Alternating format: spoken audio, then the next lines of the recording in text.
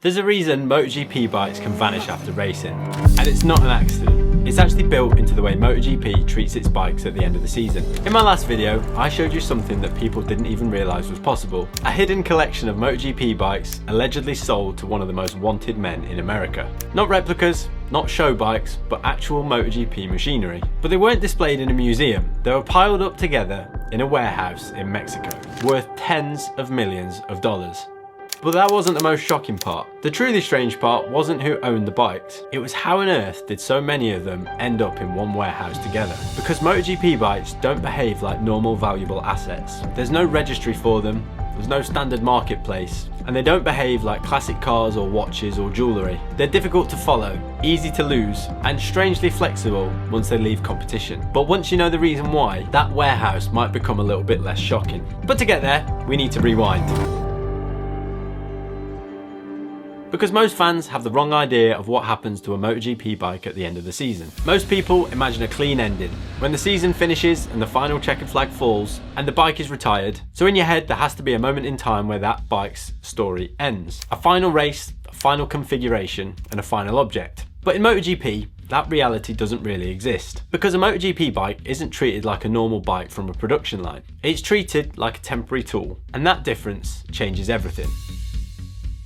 During a MotoGP season, a bike is never actually static. It's evolving constantly. Engines are swapped in and out, frames are changed, the swing arms replaced, the electronics are rewritten, and the aerodynamics can be revised. And sometimes these things happen multiple times in a weekend. The bike you start free practice 1 on a Friday with is often completely different to the one that you cross the line on Sunday afternoon in the race with. Under MotoGP regulations, riders are fixed to a certain number of engines per season. 7 engines in normal circumstances and slightly more under the concession rules. Which means engines are continuously rotated in and out of the bikes. They're used, removed, rebuilt and replaced. And the same thing happens with the chassis. A rider might crash on a Friday with one chassis, or want to change the stiffness or update something during the season with the geometry. Those chassis are bent, replaced and repaired. A rider might start a weekend on one frame, switch on the Saturday and finish the race on a completely different one. So as you can see, by the time the bike crosses the line on a Sunday afternoon, everything could be completely different to the Friday. So when people talk about a MotoGP bike, they imagine a single fixed object. Like a road bike you'd buy from the showroom. One machine, one identity. But in reality, it's a lot closer to a rolling collection of moving parts that just happens to wear the same livery every weekend. And that matters, because it means MotoGP bikes don't have a clean ending where they stop being a MotoGP bike and start being something else. When the season ends, the team dismantles them, they decide what parts can be replaced, which parts will be reused for the following season. Some might be used as test mules, and some could be rebuilt into something completely different. And some, not always immediately, leave the factory completely. If you're enjoying this video so far, it's my mission this year to get to 100,000 subscribers, so please hit subscribe. So this is usually the part where someone would ask a very simple question, and it sounds innocent enough. Where do you actually buy a MotoGP bike? Normal factories don't usually sell them publicly, and there's no governing body overseeing where they end up. So when bikes do leave the factory, normally it happens quite quietly. It might be for a top customer that has a personal relationship with someone within the team. It might be a test bike here, or a racer even buying his own bike at the end of the season to put in a glass cabinet next to his trophy. Or simply a box of parts that starts to become something else once the season finishes. And suddenly, without anyone ever announcing it, a MotoGP bike exists in the wild. And that's where things can begin to feel a little bit uncomfortable. Because once a MotoGP bike leaves the factory, it doesn't actually enter another system. It doesn't receive a VIN number like a road bike. It doesn't have a log like a classic car of ownership. It doesn't enter any kind of central MotoGP registry. Now I would know this because my dad actually owned his own 500cc Grand Prix bike from the 1990s. And that doesn't mean anyone's hiding anything. It's just that MotoGP never designed the bikes to have a second life. The rules are obsessed with what happens on the track and not off it. There's fuel limits, engine allocations, tyre usage and aerodynamic updates. All of that is really strictly controlled. But what happens to the bike after it loses its competitive purpose? Well, that's where the structure fades. They're too specialised to be road registered, and they've been reconfigured too many times to have a single identity. And now they're no longer race bikes, but they're not quite collector's items either. They exist somewhere in between. And this grey zone is where patterns start to emerge, especially when there's big money involved. And this is the part that can make people feel a little bit uneasy. But that's not because anyone's doing anything illegal, it's just because it's quiet. MotoGP bikes can be bought privately privately, stored privately, moved privately, and because there's not even a fixed definition of what that bike even is, value can become quite flexible, and the identity can also become negotiable. That doesn't mean people are lying, it just means the system allows multiple things to be true at the same time, which explains why bikes can resurface years later with different stories. It's why the same machine can be described differently by different people, and why occasionally you end up with something that feels completely unbelievable at first glance, like a load of MotoGP bikes sitting in a warehouse together. Because once you understand how MotoGP treats its bikes once the racing stops, you realise they don't disappear dramatically, they disappear quietly. But to understand how that works, we need to talk about identity. But it's not just bikes that can change over time. For me, one of the biggest changes since I've stopped racing hasn't come from doing something dramatic to myself, like when I initially gained 10 kilos in the first 2 months of me stopping racing. It's come from small, consistent habits since then, like going to the gym and running.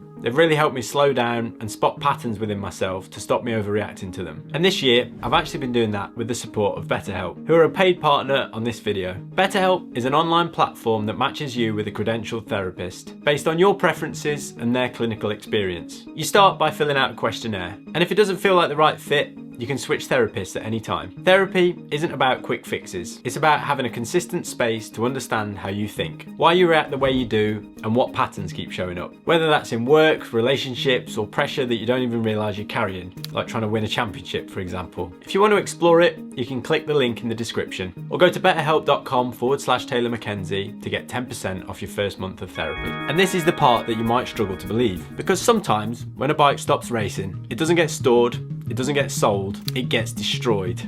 Crushed. Not because it's dangerous or obsolete, and not because it failed, but because on paper, keeping it alive costs more than killing it. Because once a MotoGP bike stops racing, it doesn't just disappear from the balance sheet, it still has a value. And in some countries, it will still have a tax liability just for existing. So if you keep it, you might owe tax on it. If you store it, you might need to insure it. And if you sell it, you might need to explain where it went and how much you sold it for. So for some manufacturers, the cleanest option is brutal but simple. Remove the bike from the books entirely and crush it. They destroy the frame, the engine, and it's documented that it was destroyed. From an accounting perspective, that's very neat. From an enthusiast perspective like myself, it's absolutely heartbreaking. But here's where things start to split, because not every bike is treated the same way. Some are strict, some are crushed, but some quietly leave the factory's control. And once that happens, the rules change completely. Because the moment the bike leaves the factory's system, it doesn't enter another one automatically. MotoGP bikes were designed to be used, dismantled, and replaced. So when they leave competition, they don't become assets in the normal sense. They can become something else, something that exists in this grey area. And grey areas, as we've seen, is where stories can start to diverge. Which brings me to an analogy that describes this problem perfectly. And that is the very famous clip from The Only Fools and Horses.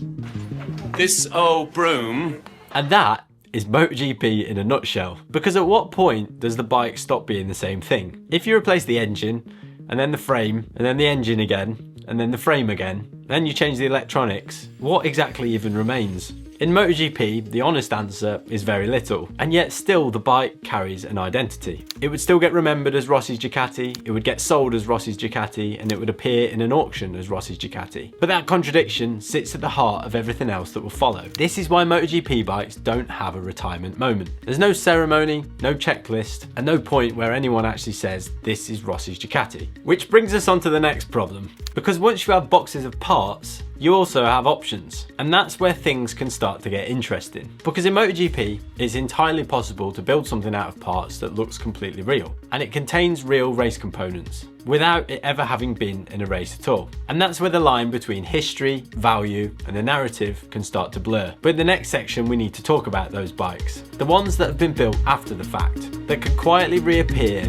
years after sitting unnoticed. Now I would describe these machines as bitsers, and a bitser is exactly what it sounds like. A bike built from bits. Not necessarily fake, not necessarily dishonest, but also a single machine that has never actually been raced. It's a reconstruction. A bike assembled from parts, often from the right year and from the right factory, sometimes with genuine race-used components and sometimes just with new parts, but nonetheless a bike that has never raced as a complete unit. Because to an untrained eye, a bitser could seem real. It could actually be indistinguishable next to a real bike. So imagine this as an example. You see a Bonham's auction for a Cadbury's Boost Yamaha that was supposedly raced in 1996. The paint is sort of correct, the sponsors look right, and the parts would also appear to be correct. The auction tells a compelling story, and the races that it was in are sort of implied. So on the surface, it seems authentic. But when you slow down and read it carefully, something else shines through. The language changes, and instead of clear race attribution, you start to see something else. You'll see phrases like built from original components, period correct, believed to be, assembled from factory parts. None of those statements are false, but none of those statements actually say what people think they're saying. Because what they don't say is just as important as what they do say. They don't say that this bike is the bike that was raced at this event and this configuration crossed the line at this moment in time. Instead, the identity of it is implied, and that's the tell. Because we can compare that to a different Bonham's auction with another Cabbage Boost Yamaha from a few years ago. This one has documented race history. It's got named riders, name engine numbers and frames that would all align across seasons. And suddenly the language becomes a little bit more precise. So that would have a genuine story. And that's the key thing. See, both bikes can still be valuable and they're still legitimate, but they're not exactly the same thing. And this is where MotoGP bikes and Superbike can break the expectations of normal collectors. In a classic car, you'd have one chassis with one VIN number and a logbook of owners. But in MotoGP, it doesn't really work like that. Up to this point, everything we've talked about has lived in a grey area. Parts moving, identities blurring, and value becoming flexible. And none of that is inherently wrong. It's just simply how MotoGP has evolved. The only problem is when that invisibility stops being theoretical and starts becoming physical, and why MotoGP structure could produce one of the most unbelievable things fans could see. Because there's a difference between a bike disappearing on paper and a bike disappearing in the real world. So let's go back to the image that started all of this. The warehouse. Rows of MotoGP bikes piled up together. Some obviously valuable and some impossible to place. And at first glance it looks absolutely shocking. But after everything we've covered, it also looks quite familiar. Because once bikes lose their fixed identity, they don't vanish dramatically. They can be spread around the world and accumulate quietly. And this is what MotoGP's system can produce over time when it's taken to the extreme. Not a clean chain of custody, not a perfect historical archive, but clusters, collections that grow organically, without intention and without oversight, and usually without anyone asking too many questions. And for most of MotoGP's history, that didn't matter. The bikes were rare and the collectors were known, and the values were also a little bit lower. But as MotoGP bikes have become more valuable and more desirable and more disconnected from traditional asset systems, the stakes have changed. Suddenly, these machines weren't just racing artifacts. They were actually portable wealth storage. Quiet wealth. Wealth that doesn't behave like traditional wealth. And that is the key realization. The warehouse didn't actually expose a crime. It just exposed a pattern. And that pattern is created by rules that end at the circuit gate. A pattern where the regulation stops the moment the racing stops. Where identity dissolves, value can float,